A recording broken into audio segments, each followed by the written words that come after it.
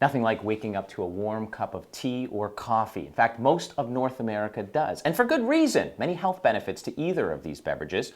I have enjoyed coffee. Polyphenols, the active antioxidant found in coffee, e.g. CG and theanine if you prefer tea. I'll tell you though, it accounts for most antioxidants consumed in all of North America. These are heart healthy, excellent for the metabolism, and of course helps to balance the immune system. What if I told you by switching out one of these beverages for a warm cup of mushroom would incorporate all of these health virtues? And I'm here with my good friends at the Moose Bed and Breakfast in Dorset, a beautiful little town just on the outskirts of Algonquin, for a good reason. Algonquin Park here in Ontario houses some of the most incredible chaga in the world. They're found on birch trees, and they're quite elusive. So we're going to take our chances at going out there to the birch forest today to find some chaga, and I'll tell you all about its miraculous health benefits. In fact, it's the secret of the forest. Come on and join me.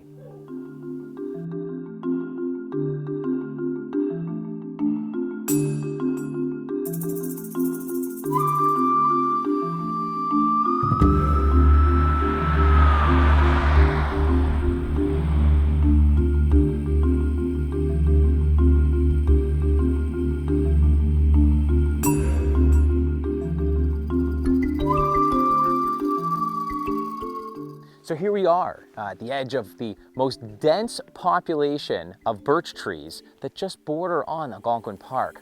I'm really excited because this is quite the trek. We're going in here to try to find chaga mushroom. And chaga is a mushroom. It's not the culinary mushroom you might have heard of before, like the enoki or shiitake or maitake Asian mushrooms. However, it has powerhouse immune boosting potentials just like those other mushrooms, and a whole lot more. But I say it's elusive because it's really hard to find. Only 25 out of 1,000 birch trees will typically house the chaga mushroom. And it's this really deep, dark, rich black conch. Essentially, it falls to the forest floor sometimes and otherwise sticks to the side of a tree.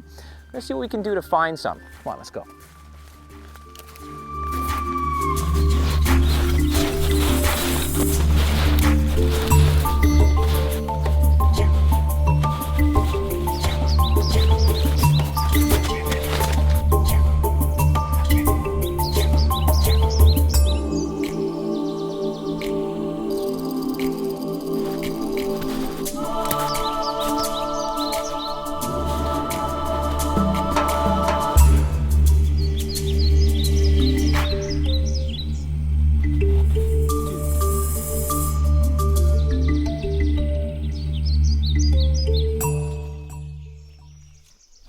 We were tracking moose. We've been looking for chaga, the mushroom, the elusive chaga, found only on 25 of 1,000 trees. And you're looking at a old dead yellow birch here. And you know, the moose that we were looking at and tracking led us right to this. Uncanny, unbelievable. Now it's been hours as we've been on the hunt to find real chaga. We haven't yet found it. I'll tell you what we did find when we were on our little trek there following the moose was not quite chaga. Looked so similar. Of course, chaga is a member of the Basidiomycetes family, and this is true mushroom, and it's real elusive. It's a polypore which grows mainly on birch trees, and it produces a dark black perennial woody growth called a conch that absorbs nutrients and phytochemicals from the actual birch wood. That's the secret. It's the secret of the forest for a reason. As you can see behind me here, this is quite new growth. So we won't find a big chaga conch anywhere around here. We've got to look for a bigger tree. It's also known, if I can illustrate it for you, as a clinker polymorph because they look like burnt molasses, kind of the clinkers that you'd find in a furnace or on the side of a brick face. When the chaga ripens and it falls to the forest floor, it stays there and essentially becomes part of the soil again over time. But if we're lucky, we may be able to find some and actually bring it back to camp and steep it. And I keep saying lucky because it's so tough to locate. It's estimated that in 1,000 trees, only about 25 will grow a chaga conch, making the chaga mushroom very rare. Even if it's a prime northern range like right here in Algonquin Park.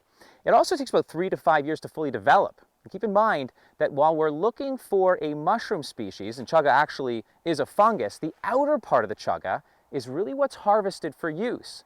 And it's sterile, it's not live. Believe it or not, chaga products in the industry, and this is something you have to be aware of, are actually lab grown. But the benefit of wild chaga is night and day due to the nutritional contribution of the birch tree. And ecological picking of chaga is also very important. Companies that harvest chaga from the outer part of the tree won't damage the tree itself, but many companies are irresponsible. They're cutting too deeply into the tree, leaving it damaged, and of course, the tree will eventually die. Chaga mushrooms have been used in folk medicine since the 16th century as a remedy for cancer, gastritis, ulcers, and tuberculosis of the bones. We're not going to give up looking for our chaga yet. So come follow me. We're eventually going to find one. We're going to bring it back to camp and we're going to steep it.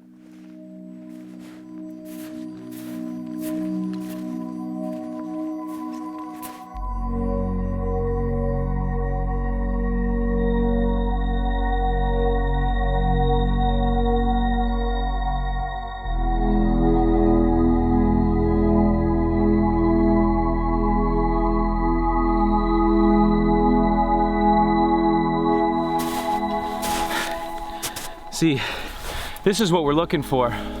Beautiful birch here. Still no luck. On we go.